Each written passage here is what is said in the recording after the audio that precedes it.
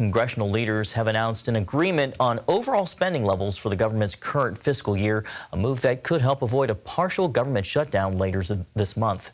The tentative deal does include some spending cuts, although not nearly enough for many conservatives. The one-year agreement comes as America faces a long-term problem as the national debt just passed $34 trillion last week, and that number is still growing at an alarming rate. The Congressional Budget Office projects the debt will hit $50 trillion by 2033, and just interest alone on the debt is surpassing spending, Gordon, on the U.S. defense budget.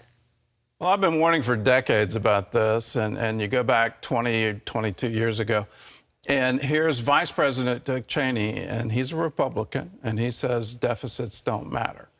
And so that becomes now policy in the Capitol.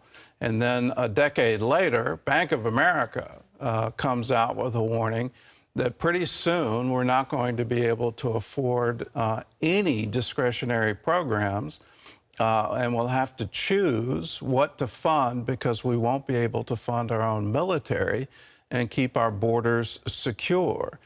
Then we have an incredible increase under President Trump as a result of the pandemic and the stimulus packages that were passed to keep the economy going. And those continue into the Biden administration, and he doubles down on it. And then we get inflation, and now the U.S. dollar is at risk. J.P. Morgan, just this past week, had an analyst put out a claim that the renminbi, the Chinese yuan, is going to become the world currency and do so very quickly. Well, at that point in time, these deficits are really going to matter because we're not going to be able to float them against the dollar as the international currency of transactions around the world.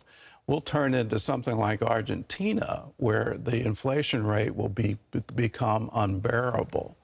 Please wake up to this. Please ask your congressmen, your senators, this administration, any future administration, any politician, what are you going to do about the deficit?